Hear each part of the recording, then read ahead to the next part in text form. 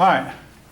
One thing I failed to mention last time was the heresy that Ann Hutchinson allegedly committed, where she believed that God revealed things directly to individuals and not just revealed himself in the Bible only, but could reveal himself directly to individuals. The Puritans considered this to be heresy, or they considered this to be false doctrine. They believed that God had only revealed in the Bible when Revelation was closed. Again, each of you can make up your own minds what you think about it. But anyway, that's what got her banished from the colony. And there's something I want to make clear. In the New World, there was a lot of land. The land was cheap, but labor was scarce. And that's what kept a lot of persons from becoming wealthy. Scarcity of labor, and also contributed greatly to the growth of slavery, particularly in the South. Scarcity of persons who were willing to work. All right. We'll finish up chapter 5 in the next few minutes. One thing I want to point out to you, just Great Britain's army protected British colonies. Now keep this in mind because it's going to become very important in the next chapter. And it's got one of the amendments written in our Constitution. The amendment is no quartering of troops in peacetime without the consent of the owner. The British were, after the French and Indian War, were putting troops in American homes whether the owner consented to having them or not.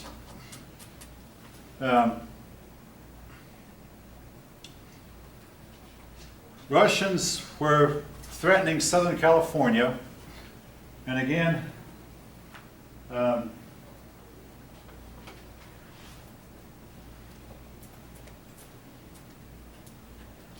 Russians had Alaska. And I guess I didn't. All right, right here. The Russians had Alaska up here, and they were to keep it till 1867 when they sold it to the United States for about $1.50 an acre. And they were coming down here and threatening California, so the Spanish quickly moved as many other people as they could here to try to protect California. And you might say, well, why is this important? Hopefully all of you know California is one of our states. So California we took from Mexico at gunpoint. That's a subject for a much later chapter. But,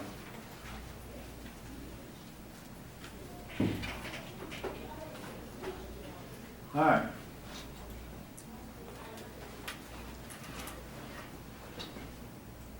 Keep in mind the two most famous people of the Great Awakening. Oh yes, the Great Awakening came about as a result of religious indifference. People, as they got richer, were becoming less and less spiritually minded. But then, men like Jonathan Edwards and George Whitefield, among many, many other preachers, began to preach fiery sermons that convicted many and got many to turn back to very religious enthusiasm. We were to have several revival movements throughout our history. This one was called the First Great Awakening. Then there was another Great Awakening during the time of Thomas Jefferson, another Great Awakening during the presidency of Andrew Jackson. The last one occurred in 1857 during the presidency of James Buchanan. So we've had about 3 or 4 awakening times. These got people back into the churches and even helped get Christian colleges started, but that's for a later awakening. But for the most part, these just got people back into the churches. Now, on a personal note, I didn't mention this in the morning class, but on a personal note,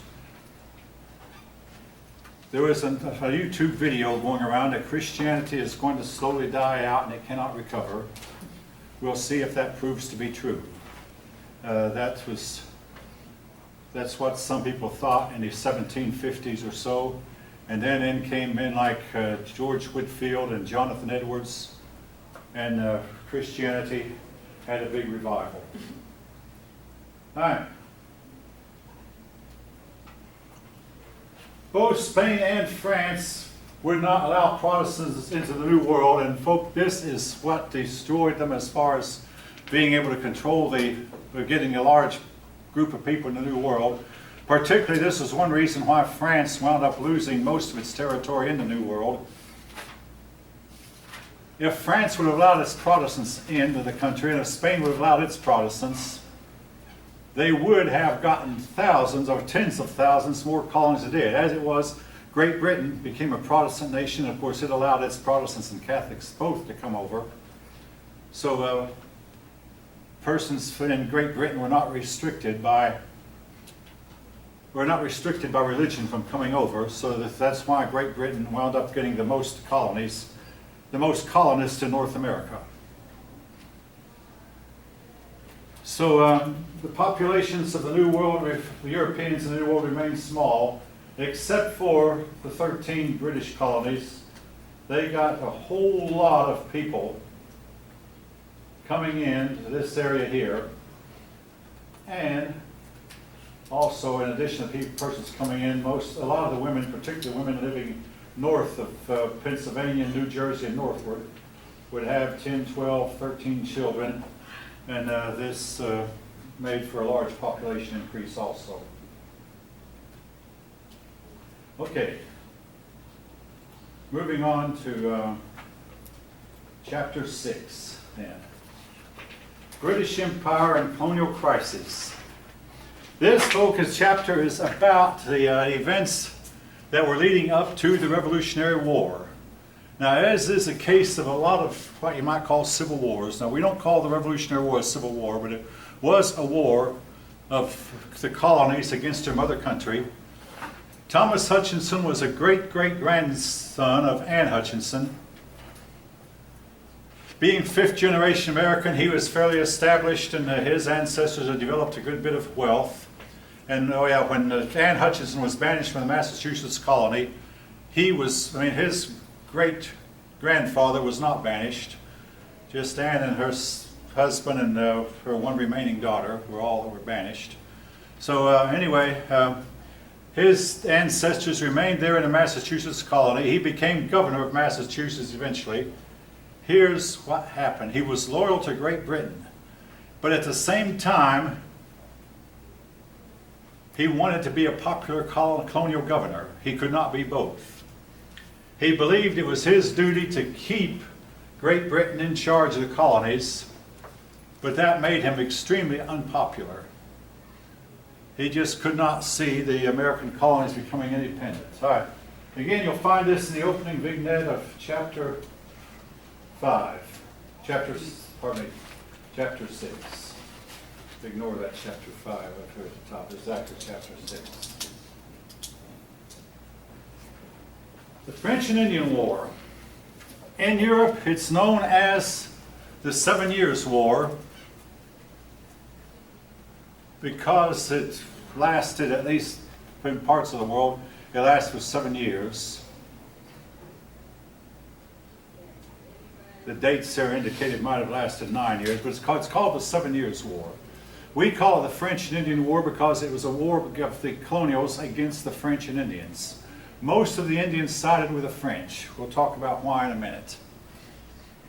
But the conflict started in the colonies, and then it spread from there all over the world. In some ways, folk, this was the First World War, but it's never called World War I because it went on. It was fought in India, it was fought in North America, it was fought in the West Indies, and it was fought in Europe.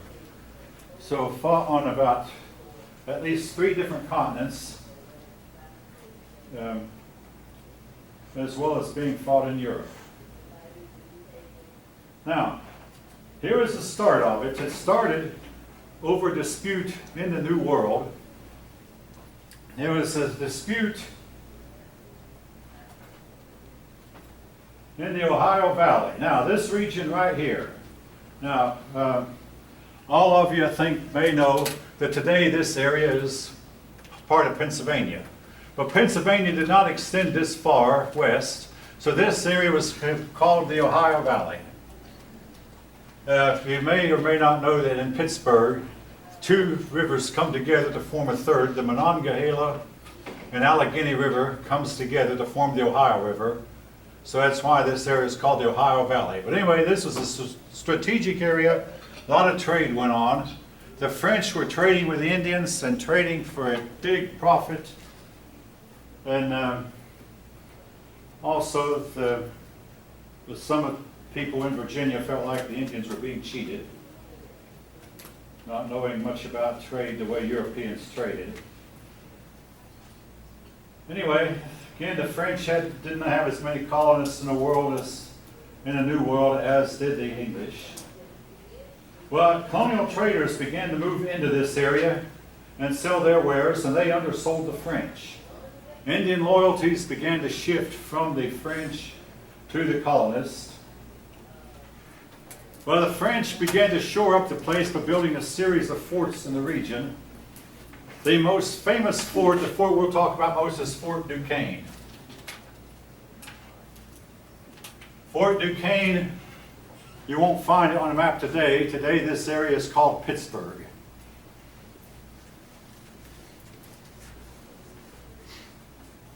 Anyway, the Indians claimed it, the French claimed it, and the English claimed it. All right. The French, they would build a series of forts. In the meantime, some Virginians got together and formed what they called the Ohio Company. The Ohio Company, two of the men who founded it were Lawrence and Augustine Washington. These men were half-brothers to George Washington. George Washington was one of the youngest of his father's children. In fact, his father was quite old when George was born, and the father died when George was only 12 years old. But the older Washington brothers, Lawrence and Augustine, helped found the company, along with the Virginia governor, Robert Dinwiddie. He was also involved. These men weren't just content to be governor, they got involved in business also, and used their position as governor to get rich. I mean, again, you can fault them for it, but at the time it was looked on as this was the thing that governors did. And all right. Anyway, Governor Dinwiddie sent a message to the French that Virginia owned the Ohio Valley, and therefore the French should leave. And this is the first time in history books we hear about George Washington. George Washington carried the message. So George Washington went to Fort Duquesne, and while there he secretly, looked around the fort and noticed how strong the fort was, noticed how many French soldiers were there. Now here's where he made his big mistake. He didn't realize how quickly more French soldiers could come in, but we never know about things like this hardly. But anyway, he picked up information about the French strength and about the Indians living in the area. The French treated the young Washington, only 22 years old, French treated him kindly, but they said, we're here and we're staying. They refused to leave. Well, George Washington carried that news back to Governor Dinwiddie. Governor Dinwiddie rounded up an army, put George Washington in command of the army.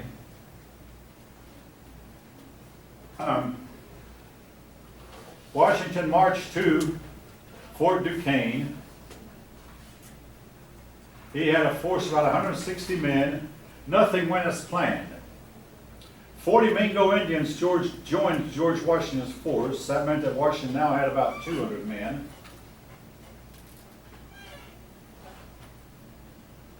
Well, Washington tried to communicate with the French commander, like you always do, because to try to avoid bloodshed, say, hey, we've got an army here, and I've got an army here, and you must leave. But while this was going on, while he was trying to to communicate with the French commander, a group of Frenchmen were killed.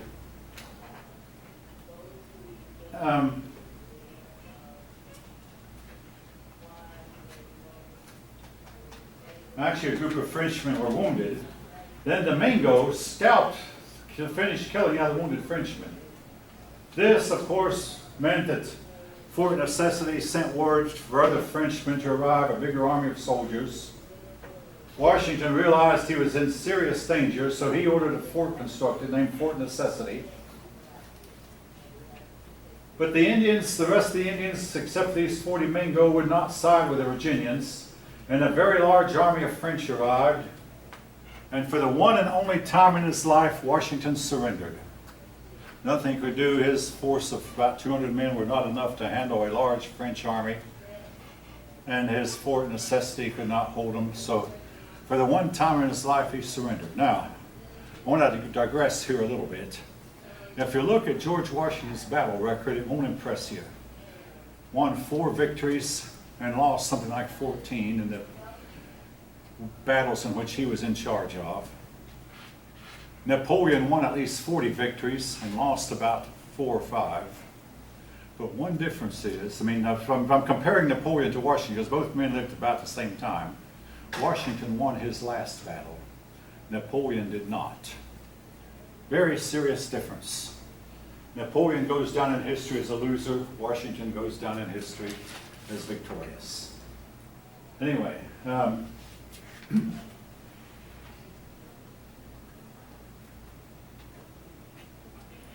the French sent a message. They allowed George Washington and his men to return to Virginia, but they sent a message by George Washington and said, "We are not going to leave."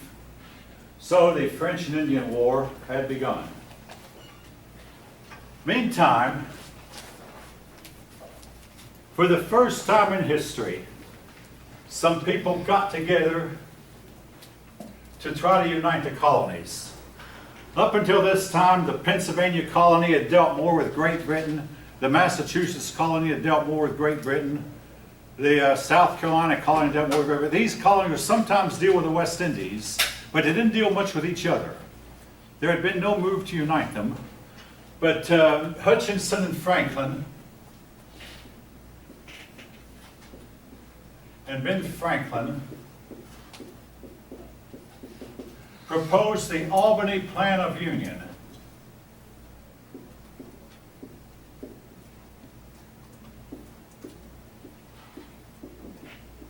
Where they said to the colonists, let's all join together and fight this war together as one nation. The idea got nowhere. Ben Franklin was operating from Philadelphia. Governor Hutchinson from Massachusetts. Neither Pennsylvania nor Massachusetts voted for the plan. The British government did not approve of the plan when they heard about it.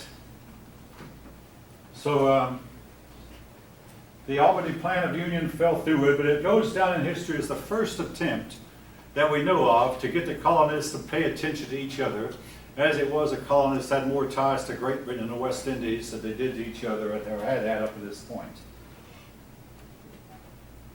The Iroquois had been enemies of the French almost from the time the Iroquois first saw them. So the Iroquois fought on the side of the British, but for most of the Indians did not. Anyway, the Albany Plan of Union was not an act of rebellion because it stated clearly that Great Britain would still be in charge of the colonies, but all the colonies rejected the plan.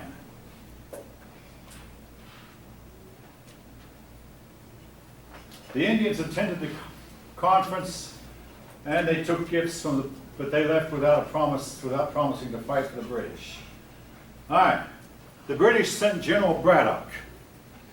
All right, George Washington, most of his young life he was hoping for a commission in the British Army.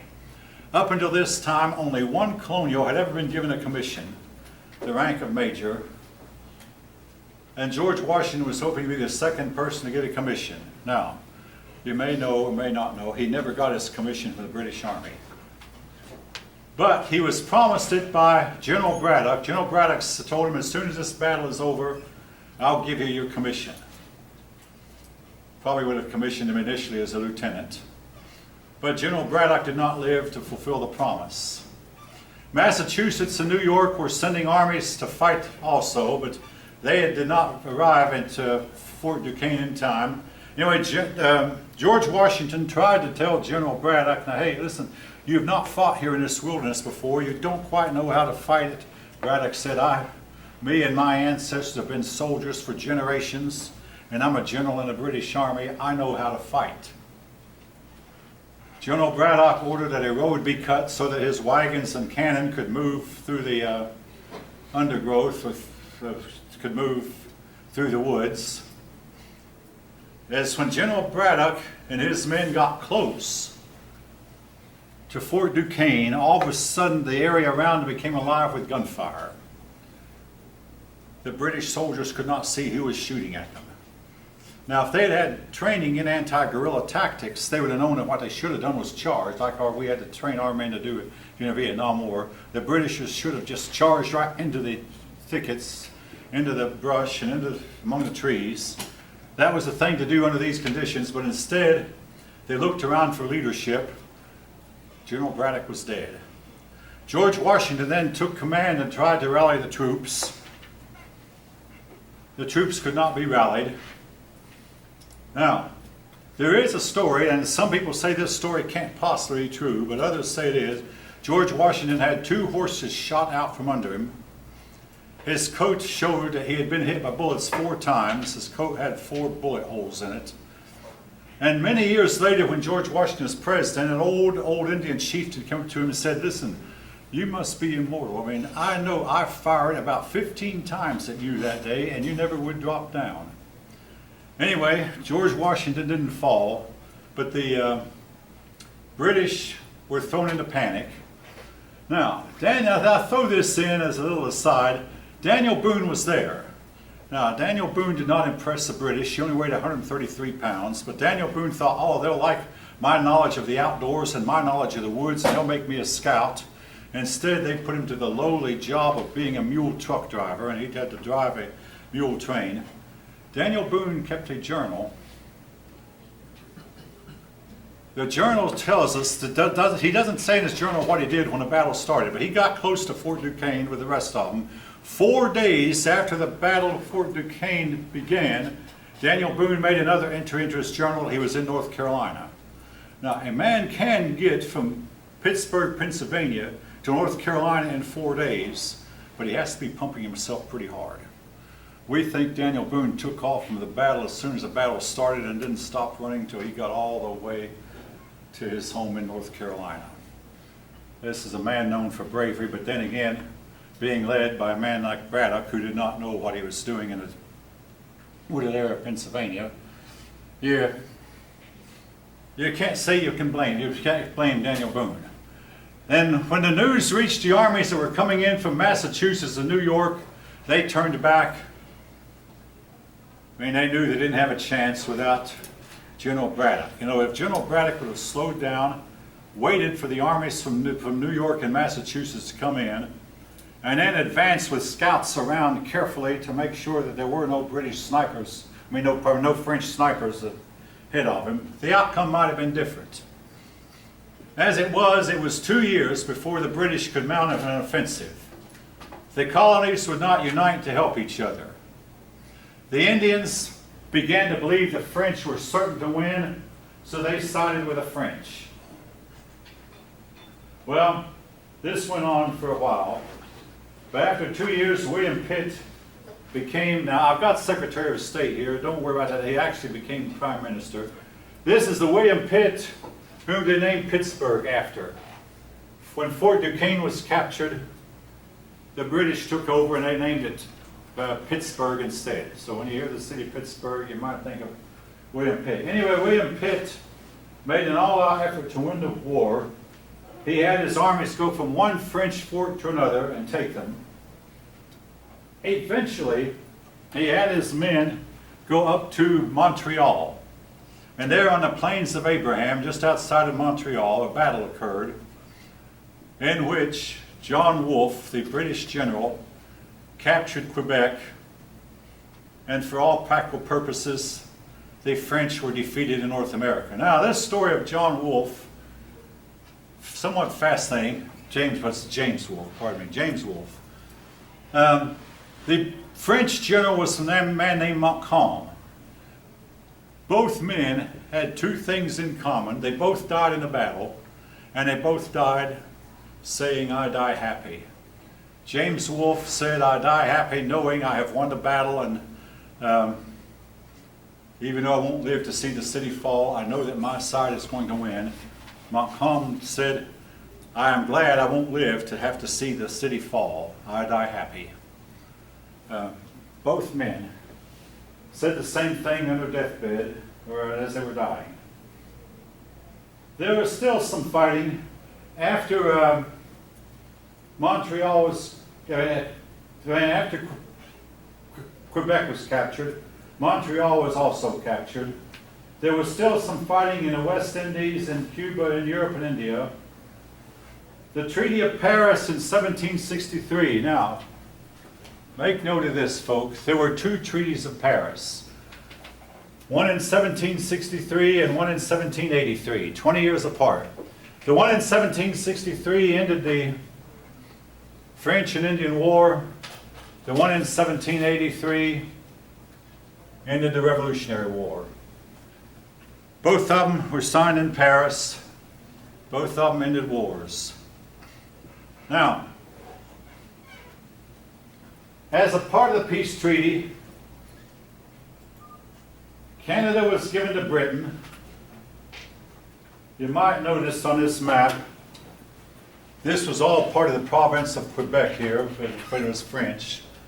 But in 1763, all the territory between the Appalachian Mountains and the Mississippi River was given to Great Britain, including Florida down here. Spain eventually negotiated and found a way to get it back. But the British had all the territory east of Mississippi, and they also had all of Canada, especially Quebec. Now, in the terms of the Treaty of 1763, the people of Quebec were told that you do not have to leave the Catholic Church to become Protestant. You'll be allowed to remain Catholic if you choose. And you also will not have to learn English. You'll be allowed to speak French. And to this day, this treaty is still in force. The people of Quebec speak French, and they are mostly overwhelmingly Catholic. So that part of the treaty is still in force. But in 1995, Quebec voted to not separate from Canada and remain part of Canada. That's jumping around in the story a little bit, too. All right.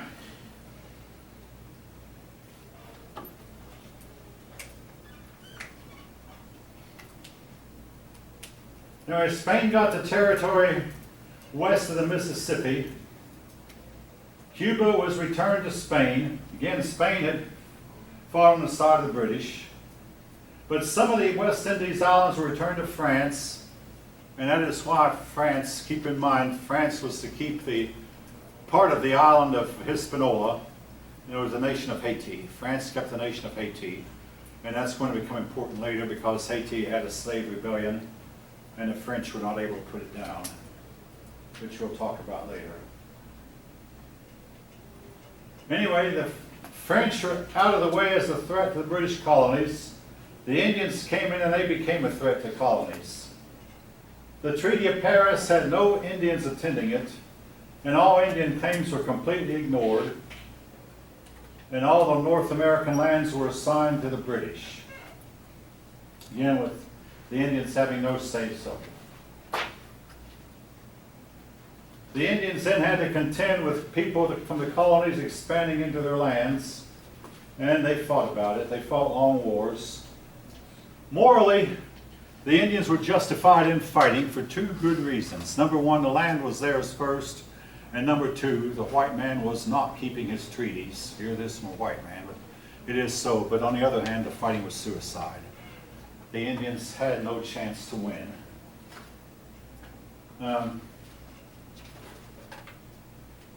Now, here though was where that the Revolutionary War really had its start. The colonial soldiers felt like they were looked down on and ridiculed by the British. For instance, Paul Revere collected a bunch of colonials and he marched into the British camp, and the British soldiers just laughed out loud, from the general all the way down to the privates. The British insisted that the Americans would have to learn how to shine their boots with highly shined polish and have every button in place and every one of them look exactly alike.